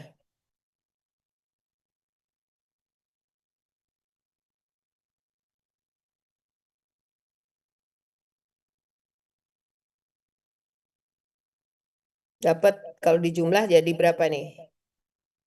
Kalau ini dibagi 9. Kan polanya, Itu aturannya ini kan. itu Jadi nggak berhenti sampai 8 kan? Ternyata nggak berhenti cuman sampai 7 bilangan aja. Ternyata kita juga bisa nih dapat nih 4.329. 9 ditambah 2, 11 tambah 14 tambah 18. Berarti 9 membagi 18. habis ya Ya, Roland. berarti kita juga bisa ada nih 4.329. Ini komposit masih. Bagaimana dengan 4.330? Wah, ini mah jelas ya komposit ya. Berarti ini keterbagiannya dengan 10 ya. Kan 0, 0 udah terpenuhi. Ternyata enggak, dia kan paling sedikit ya. Ternyata bisa banyak kita dapat peroleh bilangan komposit yang berurutan dengan teorema ini dan pembuktian ini. Nah, kalau ini pembuktiannya menggunakan teknis. Jadi ada pembuktian yang menggunakan konsep-konsep yang apa? Yang secara normatif, tapi ada juga yang secara teknis. Jadi teknis itu seperti ini, dia akan bikin urutan itu akan begini nih katanya. Dia langsung langsung tunjukkan pola pola bilangan bulat berurutannya ya. Lalu kemudian membuktikannya dengan syarat ini gitu ya. Jadi dia pakai menggunakan teorema keterbagian 1.3 sehingga akhirnya dibuktikan oleh kita dengan dicoba dengan secara teknis juga seperti ini. Akhirnya kita dapat ya bahwa benar paling sedikit n itu terpenuhi ya. Setidaknya dari hasil yang kita coba. Nah, itu ya. Jadi kita punya apa sih namanya? Punya manfaat keterbagian kemarin dan kita lihat di sini berguna untuk teorema menunjukkan komposit berurutan. Nah, setelah itu ini juga ada lagi yang kita sekarang masuk pada konjektur.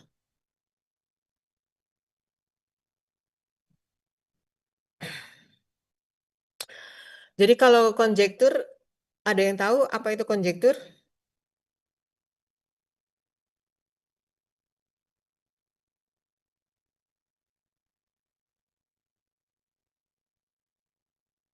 Tahu nggak konjektur?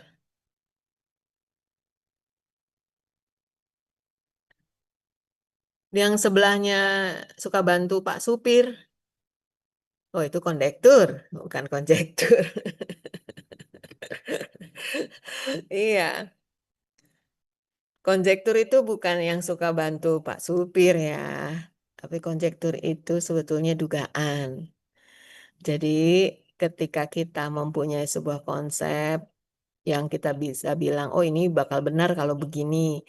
Tapi kita sendiri belum bisa memastikan bahwa kira-kira ini sudah benar betulan apa enggak ya? Berlakunya untuk bilangan apa aja ya?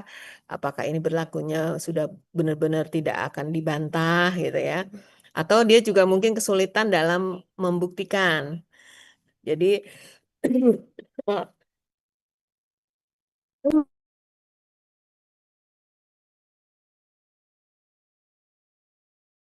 jadi kadang-kadang dia sulit masih untuk membuktikan gitu ya.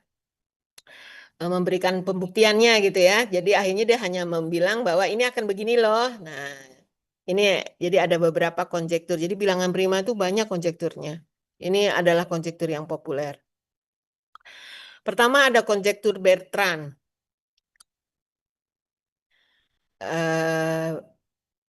Kayaknya cakep ya, namanya juga udah Bertrand ya. Mestinya cakep nih. Nah, katanya dia bilang gini, untuk setiap bilangan bulat positif N lebih besar dari 1, terdapat bilangan prima P. Sedemikian sehingga P-nya itu berada di antara 2N dan N. Contoh misalnya, N-nya 5. Akan ada nih katanya bilangan prima yang lebih kecil dari 5 kali 2N. 2N itu 10 dan N-nya 5. Dan ternyata kita temukan ya, yaitu 7. Nah, gitu kan? Lalu ada lagi N13. Katanya akan ada bilangan prima yang lebih besar dari 13 dan lebih kecil dari 2 kali 13, yaitu 26. Dan ternyata kita temukan tuh 17, 19, 23, ya. Begitu terus. Jadi konjektur Bertrand mengajak untuk bahwa ada bilangan prima di antara N dan 2N. Lalu ada lagi konjektur prima kembar. Ini hampir mirip seperti tadi, kalau yang tadi komposit ya, berurutan. Kalau yang ini berpasangan, tapi prima bukan komposit. Katanya nggak berhingga, ada bilangan prima yang kalau ada bilangan prima P, lalu akan ada P plus 2 itu sebagai pasangannya. Contoh, bilangan primanya 3. Lalu kalau 3 tambah 2, 5. Kan sama-sama prima tuh. 5 dan 7. 7 dan 11. 11 dan 13. Yang lebih besar tuh, 101 dan 103. Nah, dan seterusnya. Katanya ada. Tapi dia cuma bisa menunjukkan, belum bisa membuktikan, sehingga dia hanya menulis sebagai konjektur, ya, sebagai prima kembar. Sebetulnya nggak kembar ya, karena ada tambah 2, jadi nggak kembar amat harusnya. Kalau kembar kan sama harusnya. Ya sudah, kalau dia mau namain sebagai prima kembar, ya kita ikut aja sama yang pemberi nama, ya. Lalu ada lagi konjektur Goldbach. Ya. Ini kayak orang Batak nih, Horace Bach, Goldbach. Setiap bilangan bulat positif genap lebih dari 2 dapat dinyatakan sebagai penjumlahan dari 2 bilangan prima. Ini contoh, kalau ada bilangan positif genap 10 ya, katanya dia akan diperoleh dari 2 penjumlahan bilangan prima. 10 itu diperoleh dari 3 tambah 7, 5 tambah 5, gitu tuh. Atau 24, ternyata bisa peroleh dari 5 tambah 19, 7 tambah 17, ini kan sama-sama prima nih, 2 nih. 11 tambah 13, nah dan seterusnya gitu. Lalu ada lagi konjektur N kuadrat plus 1. Terdapat tak berhingga bilangan prima dalam bentuk N kuadrat plus 1 katanya. N kuadrat plus 1. Nah, kalau ini sebetulnya mirip seperti tadi ya, bahwa banyak sekali ilmuwan yang ingin mencari bentuk pola bilangan prima. Nah, ini salah satunya yaitu konjektur N kuadrat plus 1. Kalau tadi 2 pangkat P min 1 itu prima Mersenne, yang ini adalah konjektur N kuadrat plus 1. Misalnya contoh 5 itu diperoleh ternyata dari 2 kuadrat plus 1 katanya. Dan 17 diperoleh dari 4 kuadrat plus 1. Nah, itu ada gitu bilangan prima yang diperoleh dari N kuadrat plus 1. Jadi seperti itu. Oke ya, kita masuk pada latihan. Kita lihat di sini. Ya. Kita coba untuk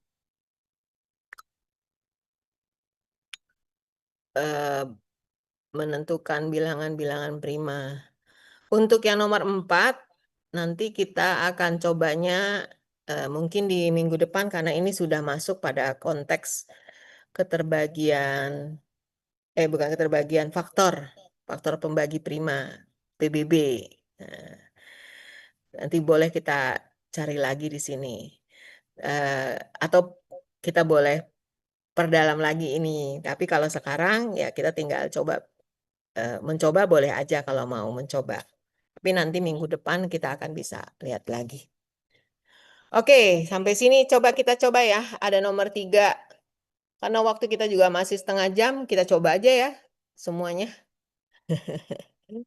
Ada nomor 3 A, B, C. Lalu ada nomor 5, 6 bilangan komposit berurutan, berarti pakai teorema 5 tadi.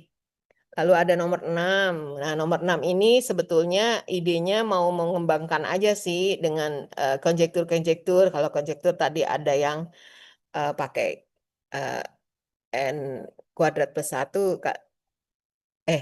Ya, kalau ini coba tentukan 4 himpunan bilangan prima yang memenuhi triplet. Kalau ini jadi kita cari nih bilangan ada 4 grup ya. yang memenuhi prima ditambah prima plus 4 dan ditambah prima plus 6 itu prima semua tuh tiga-tiga itu. Triplet itu 3 ya. Kalau duet kan 2. Wah, satu enggak wanted sih, enggak. Duet, duet. Terus triplet. Nah, kalau 4 tuh kuartet tuh. Ya. Jadi ini coba dicari 4. Nah, ini seru tuh, tantangan seru tuh, 6. Terus kalau yang nomor 7 kita tentu temukan bilangan prima terkecil di antara N dan 2N. Nah, ini pakai konjektur tadi konjektur Bertrand nih mestinya ya. Ya, kita pakai konjektur Bertrand untuk menemukan bilangan prima yang terkecil dari N dan 2N. Lalu kemudian ada lagi konjektur Goldbach. Kalau konjektur Goldbach itu menemukan bahwa bilangan prima itu akan merupakan ada bilangan bulat positif genap akan diperoleh dari penjumlahan 2 bilangan prima. Yang ini mah gampang ini kayaknya nih harus segera. Yuk, yang lain kalau yang lain memang agak ditulis, kalau yang ini mah disebutkan juga bisa. Yuk kita mulai dari mencoba.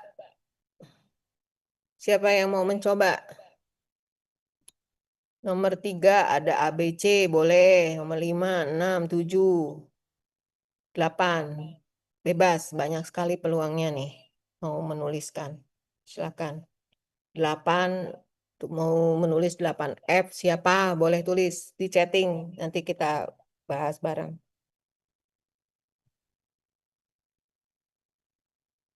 Kalau yang cukup panjang, nomor 5,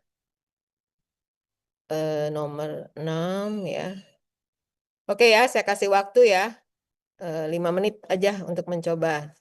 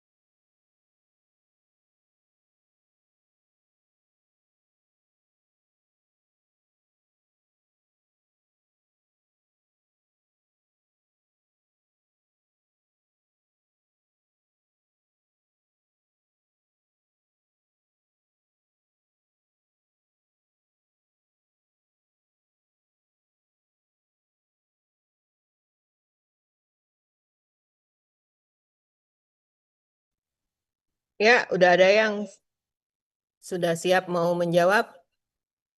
Oke, sekarang yang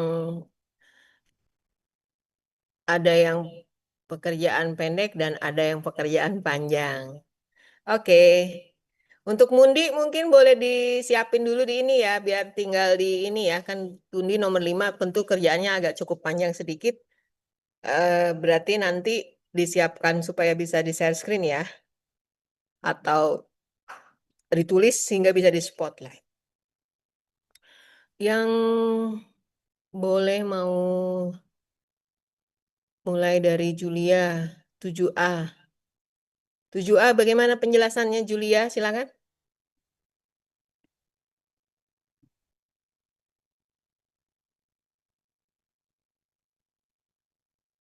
Hmm.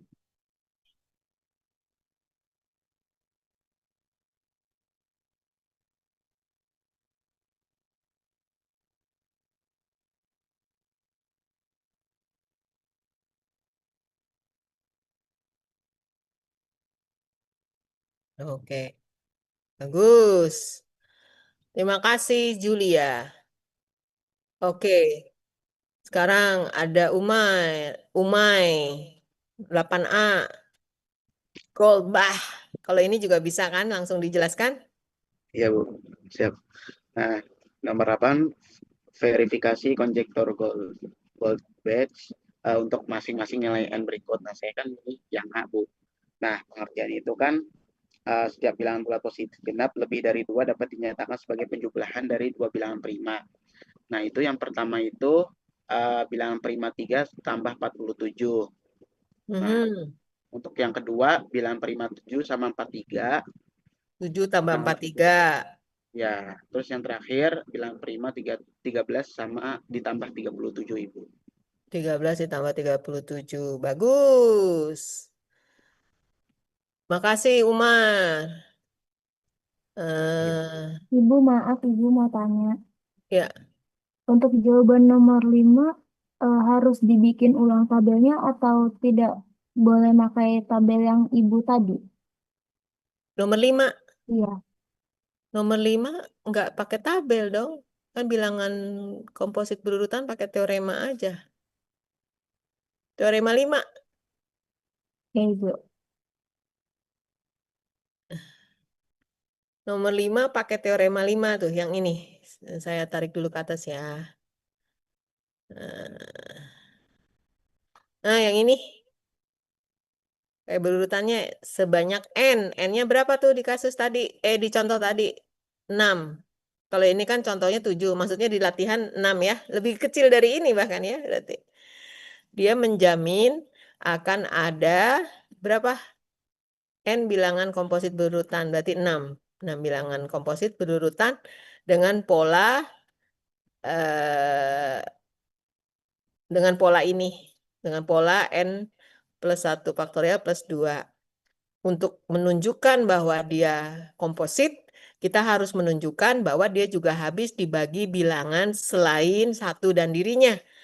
Dan kita memanfaatkan konsep keterbagian ini ya, yaitu polanya J membagi N plus 1 faktorial plus J. Yuk, silakan.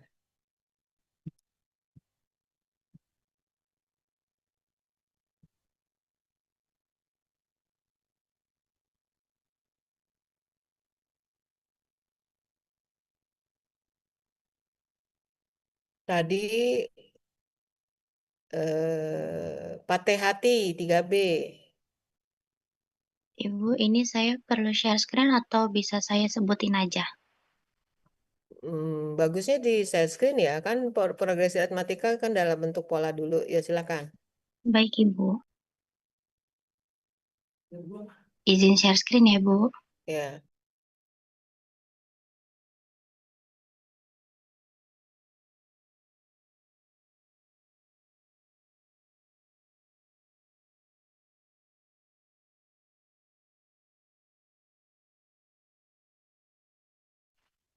Jadi di sini ada bentuk aritmatika yang A-nya itu 5, B-nya itu 4. Nah, itu kan jadi awalnya bentuknya AN ditambah B. A sama B-nya tinggal kita substitusi, jadi 5N ditambah 4. Untuk N sama dengan 1, berarti 5 dikali 1 ditambah 4 sama dengan 9. Nah, itu bukan bilangan prima. Kemudian kita lanjut ke N sama dengan 2. N sama dengan 2 itu berarti 5 dikali 2 tambah 4 sama dengan 14. Itu juga bukan bilangan prima. Kemudian kita lanjut ke N sama dengan 3. Berarti 5 dikali 3 ditambah 4. Jadinya 15 tambah 4 sama dengan 19. Itu bilangan prima. Jadi bilangan prima terkecilnya sama dengan 19. Di N sama dengan 3.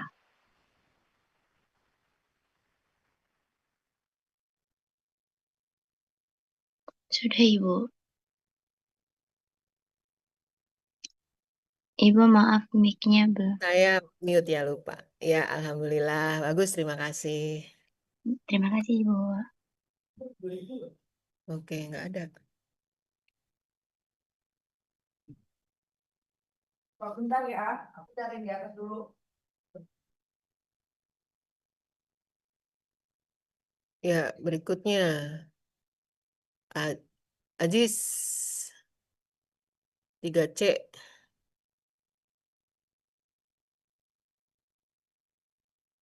Ini harus share screen, Bu. Boleh. Dan kalau ini kan ada hitungan yang agak panjang sedikit. 3C. Bentar ya, Bu. Ya. Terbitkan dulu.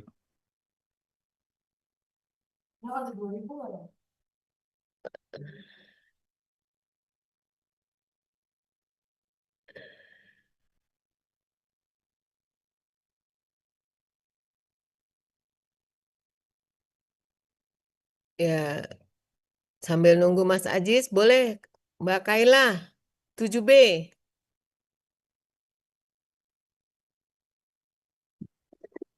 Baik, mohon izin Ibu Ya. Kaila off kamera karena biar jaringan suaranya nggak terputus-putus Ibu. Oke. Ya, untuk nomor 7B, situ kan bilangan prima terkecil antara N dan 2N, di mana N-nya itu adalah 6. Berarti 2N-nya 2 dikali 6, yaitu 12.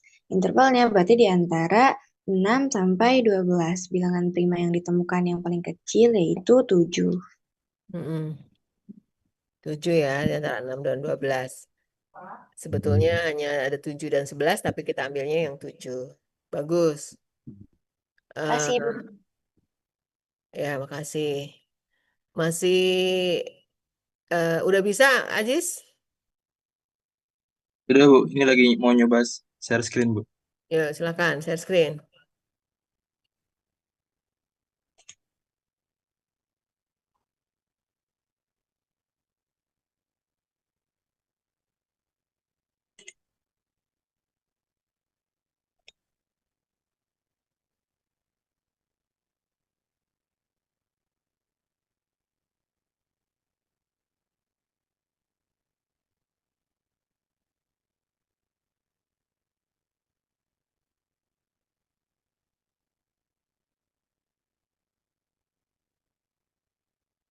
Sudah terlihat atau belum, Bu?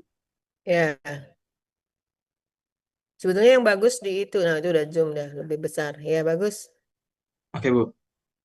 Jadi kan tadi ada progresi aritmatikanya AN plus B, Bu ya.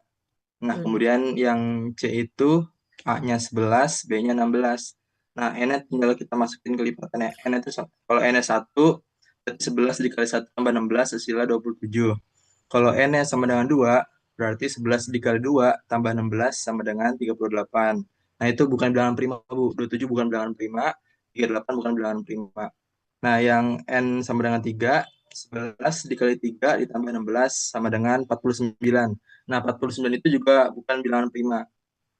Terus yang 11 dikali 4 ditambah 16 sama dengan 60. Nah, 60 itu juga bukan bilangan prima.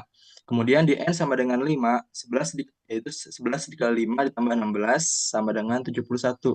Nah, 71 ini merupakan bilangan prima, Bu. Ya. Jadi ketemunya ketika N-nya sama dengan 5 ya. Kalau di A11, B16 untuk AN plus B. Ya. Oke, makasih Mas Ajis. Ya. Berikutnya, Mundi udah? Bentar lagi, Ibu. Mundinya lagi asik banget nih. Tapi Mundi yang lain mudah-mudahan bisa ngikutin ya sambil sambil nulis sambil dengar. Kita bisa coba untuk Rizky 8F katanya tuh. Rizky mencoba 8F. 8F untuk bilangan 222 pakai konjektur Goldbach apa tuh terusnya hasilnya? Ya, Bu. Langsung dijawab aja ya, Bu. Boleh. Kalau Yang ini pertama kan ada kalau ini kan bisa langsung didengar bisa ya. Oke. yang pertama ada 11 tambah 211 itu 222. Terus 23 ditambah 199, 29 tambah 193, Mhm. 31 tambah 191, Mhm. 41 tambah 181, Hmm. 43 ditambah 179. Wow, banyak ya. Banyak, Bu. Sebutin, Bu, sampai selesai.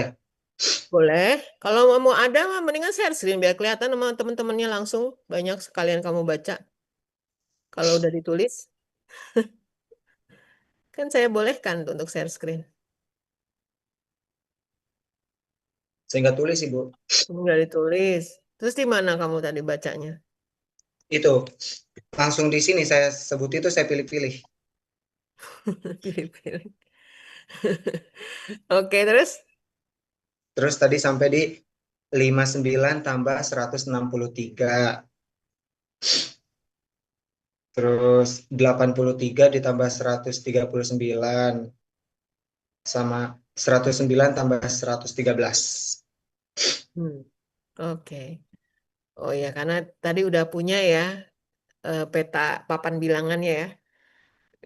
Bilangan yang ganjil, yang prima mana aja, jadi langsung tinggal dicek aja untuk bisa memenuhi Goldbach-nya yang 222 ya. Oke, makasih Mas Rizky. Siti Salwa, silakan. Iya, Ibu.